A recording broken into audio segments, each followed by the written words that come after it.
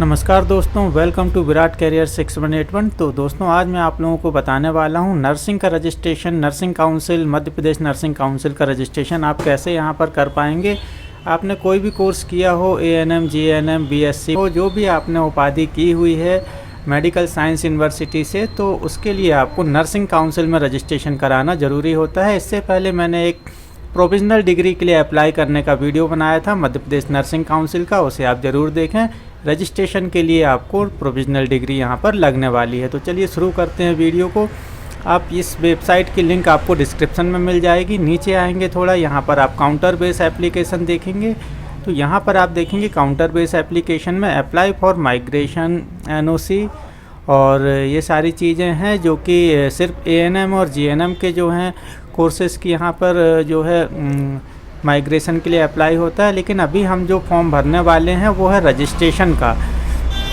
तो अगर आप पहले से रजिस्टर्ड हैं तो आप रिन्यूअल का फॉर्म भर सकते हैं, और अगर आप पहली बार रजिस्ट्रेशन कर रहे हैं तो अप्लाई फॉर न्यू रजिस्ट्रेशन आप यहाँ से कर सकते हैं। और दोस्तों अगर आपने ANM GNM किया है, इसके बाद आपने कोई नया कोर्स किया है, पहले से आप रजिस्टर्ड हैं, तो उन लोग इस वीडियो को थोड़ा अच्छे से देखें कि जो पहले से रजिस्टर्ड हैं उनका दोबारा रजिस्ट्रेशन कैसे होगा नई डिग्री के लिए।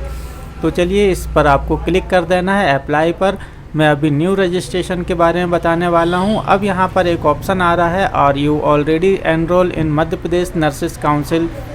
अगर आपने पहले से ही रजिस्ट्रेशन करा रखा है किसी और कोर्स के लिए तो आपको यहां पर हाँ करके आगे बढ़ना है, और अगर आप पहली बार रजिस्ट्रेशन करा रहे हैं तो आपको यहाँ पर नो करना है।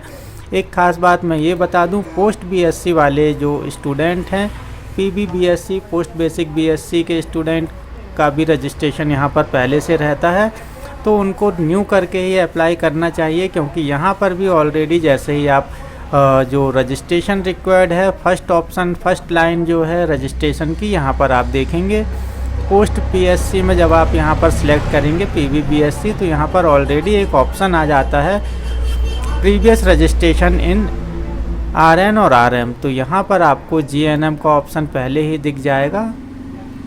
तो यहाँ पर अगर आप PB BSc के लिए रजिस्ट्रेशन कर रहे हैं तो आपको GNM का रजिस्ट्रेशन यहाँ पर आपको शो कर देना है। किस डेट का रजिस्ट्रेशन है और कब तक के लिए रजिस्ट्रेशन है वो आपको यहाँ दोनों जगह शो कर देना है। तो दोस्तों अब आप यहाँ पर जो सबसे ऊपर जो हेडिंग दिख रही है, यहाँ पर जिस भी कोर्स के लिए आप अपना रजिस्ट्रेशन कराना चाहते हैं, जो कोर्स आप कंप्लीट कर चुके हैं और प्रोविज़नल डिग्री आपने इसकी अप्लाई करके डाउनलोड भी कर ली है, तो आपको इस चेक बॉक्स पर टिक कर देना है। जिस भी पोजीशन के लिए आप या जिस भी कोर्स के लिए आप अपना रजिस्टर्ड कराना चाहते हैं, तो आपको ये सामने सर्किल दिखाई दे रहा है।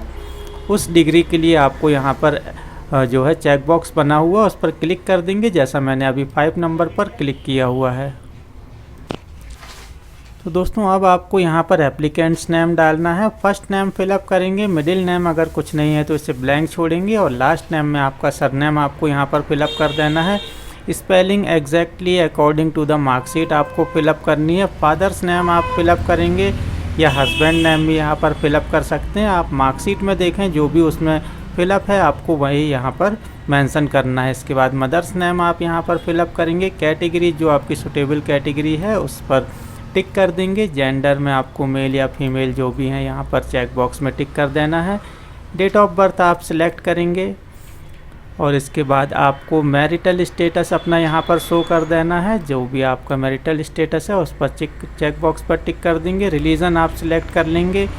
बहुत सिंपल फॉर्म है, आगे थोड़ी सी डिफ़िकल्टी है वो मैं आप लोगों को बता दूंगा। कास्ट आपको यहाँ पर आपके जो कास्ट सर्टिफिकेट है उसमें देख करके आपको फिलअप कर देनी है। सरनेम आपको यहाँ पर नहीं डालना है, जो कास्ट लिखी हुई है वो आपको यहाँ पर फिलअप कर देनी है। नेशनैलिटी में आप इंडियन सेलेक्ट करेंगे। अब यहाँ पर डिस्ट्रिक्ट आपको सिलेक्ट करना है।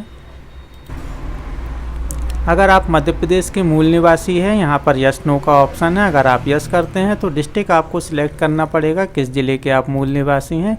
इसके बाद मोबाइल नंबर आपको 3 मोबाइल नंबर यहाँ पर देने हैं। मोबाइल नंबर 1, मोबाइल नंबर 2 और मोबाइल नंबर 3। इसके बाद ईमेल आईडी कंपलसरी नहीं है, लेकिन फिर भी आपको ईमेल आईडी यहाँ पर अपनी दे देना चाहिए। स्क्रॉल करके थोड़ा नीचे आएंगे, अब आपको ट्रेनिंग डिटेल दिखाई दे रही है। तो अब आपको यहाँ पर सबसे पहले जो आपकी यूनिवर्सिटी है वो आपको यहाँ पर सिलेक्ट कर लेना है।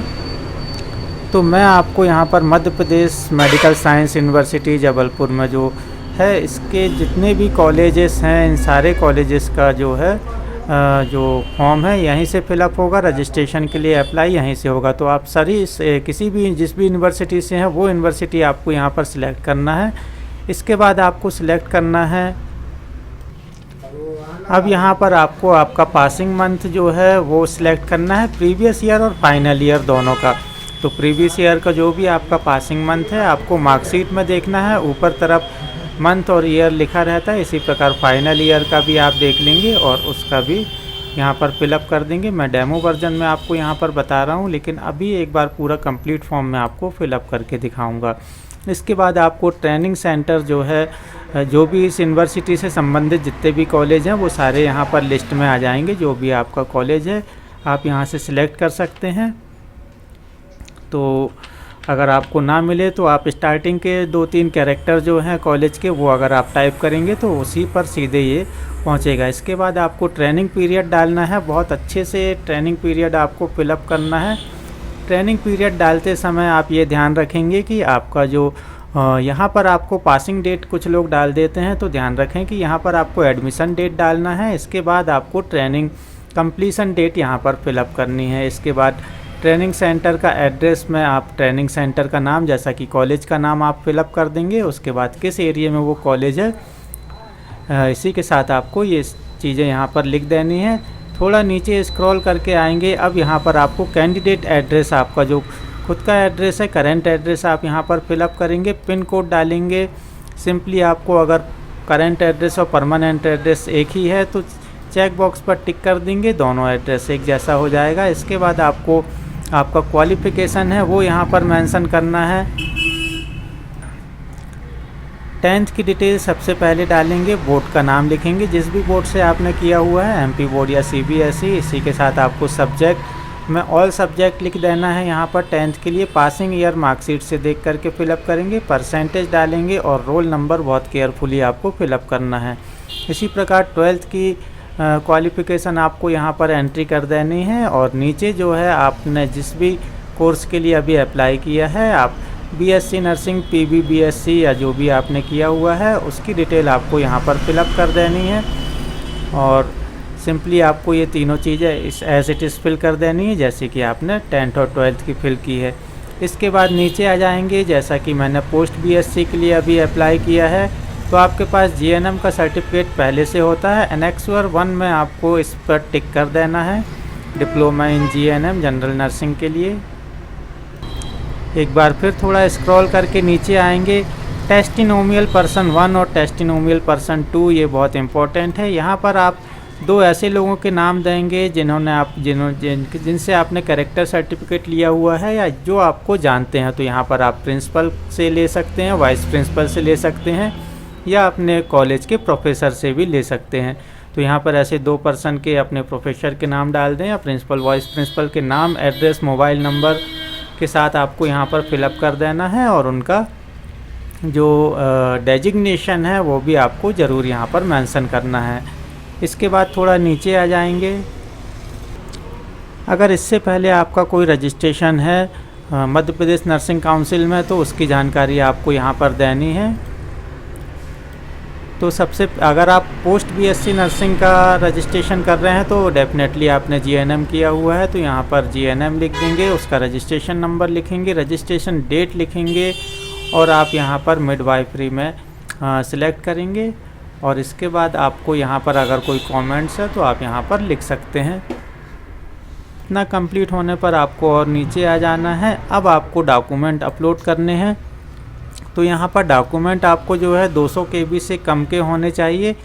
तो आप सभी डॉक्यूमेंट 1 बाय 1 यहाँ से अपलोड कर सकते हैं। आपको सबसे पहले 10th की मार्कशीट, फिर 12th की मार्कशीट, ट्रेनिंग पीरियड या इंटर्नशिप सर्टिफिकेट आपको अपलोड करना है। फर्स्ट ईयर, सेकेंड ईयर की मार्कशीट के साथ आप प्रोविज़नल सर्टिफिकेट और आपकी जो प्रोविज़नल रजिस्ट्रेशन सर्टिफिकेट है वो आपको यहाँ पर अपलोड करना है। तो ये 9 नंबर का जो है जो सबसे नीचे 9 नंबर आप देख रहे हैं प्रीवियस रजिस्ट्रेशन सर्टिफिकेट, अगर पुराना कोई रजिस्ट्रेशन है तभी आपको इसे अपलोड करना है, अदरवाइज़ इसे अपलोड नहीं करना है। सारे डॉक्यूमेंट अपलोड करने के बाद आपको नीचे आ जाना है। यहाँ पर आपको फ़ोटो अपलोड करने का ऑप्शन दिखाई दे रहा है, तो फ़ोटो आप अपलोड करेंगे 15 से 25 KB के बीच में, 15 से 50 KB के बीच में उसका साइज़ होना चाहिए। कोशिश करें कि सर्टिफाइड फ़ोटो हो, आपके कॉलेज के प्रिंसिपल ने या किसी ने इसे सर्टिफाइड किया हो। इसके बाद चेक बॉक्स पर क्लिक करेंगे और कैप्चा कोड यहाँ पर आप फिलअप करेंगे। 9 और 1 10 जो भी आपके में आता है वो आपको फिलअप कर देना है। यहाँ पर आप देखेंगे क्लियरली मेंशन है, नीचे की 2 लाइन अगर आप पढ़ेंगे तो स्टूडेंट को अपनी फ़ोटो जो है कॉलेज यूनिफॉर्म में खिंचा करके अपलोड करनी है और कोशिश करें कि आप उसे सर्टिफाइड या अटेस्टेड भी कराएं कॉलेज से। इसी प्रकार चौथे नंबर पर लिखा हुआ है all document must be attested by principal. तो जो भी आप डॉक्यूमेंट यहाँ पर लगा रहे हैं उनमें सभी में प्रिंसिपल के साइन होना ज़रूरी है। इसके बाद आप इतना करने के बाद सबमिट बटन पर क्लिक कर देंगे। सबमिट बटन पर क्लिक करते ही आपको यहाँ पर फ़ीस की डिटेल दिख जाएगी। ये तत्काल वाला नहीं, अभी हम नॉर्मल वाला रजिस्ट्रेशन कर रहे हैं, तो आप देख सकते हैं टोटल फ़ीस जो है यहाँ पर 2000 रुपये है। जो पोर्टल चार्जेस 100 रुपये और 1900 रुपये फ़ीस है, इस हिसाब से टोटल 2000 रुपीज़ होती है। अब आपको सब कुछ एक बार चेक कर लेना है ऊपर से लेकर नीचे तक स्क्रॉल करके, और आपको फाइनल सबमिट करना है पेमेंट के लिए। अब आपको यहाँ पर क्लिक कर देना चाहिए प्रोसीड टू पे। तो प्रोसीड करते ही यहाँ पर आपके सामने बहुत सारे ऑप्शन आ जाएंगे। Net banking, debit card, UPI के थ्रू भी आप पेमेंट कर सकते हैं। और अगर आप MP ऑनलाइन संचालक है तो आपको पहले ही लॉगिन कर लेना चाहिए और अपने वॉलेट से ही पेमेंट कर देनी चाहिए। और अगर आप नॉर्मल स्टूडेंट हैं, खुद से ही अपना रजिस्ट्रेशन कर रहे हैं, तो आप इनमें से किसी भी ऑप्शन का यूज़ करके यहाँ से पेमेंट कर सकते हैं। तो दोस्तों यहाँ पर आपकी पेमेंट कंप्लीट हुई, और एक बार आपको यहाँ पर देख लेना है कि ये जो एक्नॉलेजमेंट है LSG एक्ट 2010, इसे आपको डाउनलोड कर लेना है एक्नॉलेजमेंट को, और एक प्रिंट आउट आपको ये सामने वाले पेज का यहाँ पर रख लेना है। और एक बार सबसे ऊपर आकर के आप चेक करेंगे, मैं थोड़ा बता दूँ आपको स्क्रॉल करके। तो दोस्तों यहाँ पर आपका आवेदन तो कंप्लीट हो गया, लेकिन यहाँ पर देख रहे हैं registration application not forwarded bye centre लिखा हुआ है। तो आपको अब आगे की प्रोसेस जो है कॉलेज में इस डॉक्यूमेंट सारे जमा कर देने हैं और वहाँ से इस फॉर्म को फॉरवर्ड ज़रूर कराना है। तो दोस्तों ये थी कंप्लीट प्रोसेस रजिस्ट्रेशन के लिए, और इसके रिगार्डिंग कोई क्वेरी हो तो दोस्तों आप कमेंट्स बॉक्स में कमेंट्स करें। वीडियो अच्छा लगा हो तो लाइक करें, शेयर करें। धन्यवाद।